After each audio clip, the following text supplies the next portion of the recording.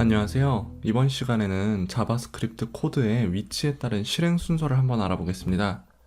강의를 쭉 봐오셨다면 가끔은 스크립트를 헤드 태그 안에, 때로는 바디 태그의 하단에 넣는 모습을 보고 의아해 하셨을 수도 있습니다. 이는 HTML 문서의 파싱과 자바스크립트 코드와의 실행 관계 때문인데요. 예를 들어 HTML 엘리먼트를 자바스크립트에서 활용한다면 해당 엘리먼트가 스크립트보다 먼저 파싱되어 있어야 합니다. 때문에 스크립트가 더 밑에 존재해야 하는 것이죠. 이를 몇 가지 테스트를 통해 직접 확인해 보겠습니다. 자, 언제나처럼 간단한 웹페이지를 하나 만들어 두었는데요. 이전에 활용하였던 애국가 웹페이지입니다. 페이지를 로드해 보면 다음과 같이 애국가 페이지가 정상적으로 보이는 것을 확인할 수 있고요. 그리고 헤드 태그 안에 스크립트로 펑션 하나를 선언해 두었습니다. 체크라는 함수인데요. 안에서 시간이 걸릴 수 있게끔 단순 계산을 진행하는 포문을 하나 추가해 두었고요. 경고 메시지를 출력하고요. 그리고 구분을 할 수 있도록 개발자 도구에 인자를 출력하고 함수가 호출되었을 당시에 송라이터와 리릭, 즉 이 p 태그 작곡자와 가사의 부분에 접근해서 어떻게 반환되는지를 출력하도록 하였습니다.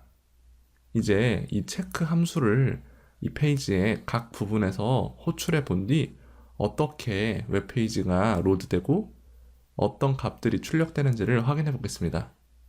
우선 헤드 태그 안에서 체크 1이라고 호출을 할게요. 그리고 바디 태그가 시작한 후에 스크립트 태그를 적고 체크 2를 호출하겠습니다. 복사를 해서 1절이 표시되기 전에 같은 스크립트에 인자를 3으로 주고 호출을 하고요. 1절이 나오고 난 뒤에 체크 4를 호출하겠습니다.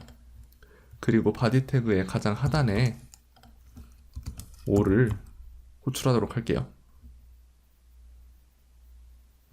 자, 이제 다시 페이지를 빈 페이지로 바꿨다가 해당 페이지를 로드해 보겠습니다.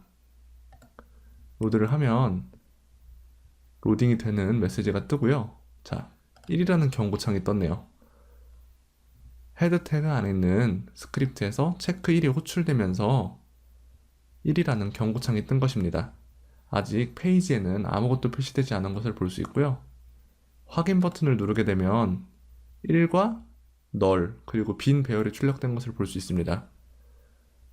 체크 1이 호출되었을 당시에 송라이터에 접근한 것과 클래스를 기준으로 리릭에 접근한 경우에는 아직 문서가 파싱되지 않았기 때문에 아무런 반환값이 없는 것이죠. 그리고 설명을 하는 동안 체크 2 함수가 호출되면서 2라는 경고창이 떴고요. 확인을 누르게 되면 마찬가지로 널과 빈 배열이 반환된 것을 볼 수 있습니다. 바디 태그가 시작했지만 아직 밑에 HTML 엘리먼트들이 파싱되지 않았기 때문에 해당 위치에서 프로그램을 실행해도 결과가 동일한 것이죠. 그리고 경고창에 3이라는 메시지가 떴고요. 뒤편으로 애국가 제목과 작곡, 작사자 부분이 표시된 것을 볼 수 있습니다. 정확하게 이만큼의 부분인데요. 체크 함수가 호출되었을 때는 위에 있던 H1 태그, P 태그 두 개는 파싱이 되고 렌더링이 되어서 브라우저에 표시가 된 것이죠. 그리고 확인을 누르게 되면 다음과 같이 송라이터에 대해 접근한 반환값이 정상적으로 접근된 것을 알 수 있습니다. 하지만 아직 가사 부분에 접근한 것은 빈 배열로 반환되었는데요. 왜냐하면 체크 3 함수를 호출하였을 때 아직 하단에 가사 부분은 파싱이 되지 않았기 때문이죠. 그리고 네 번째 경고창이 떴고요. 뒤에는 1절까지 표시가 된 것을 볼 수 있습니다. 현재 스크립트가 이 부분에서 실행되었기 때문에 위에 있는 가사는 표시가 된 것이고요. 확인을 누르게 되면 이번에는 p 태그와 배열이 반환이 되는데 하나의 엘리먼트만 가진 것을 알 수 있습니다.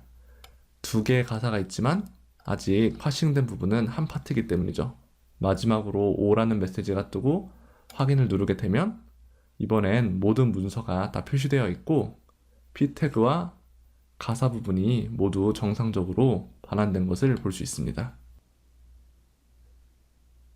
여기에서 알 수 있는 점은 페이지가 로드되다가 스크립트 실행 부분을 만나면 스크립트가 실행이 되고 스크립트 실행이 끝나면 다시 페이지가 로드된다는 것입니다.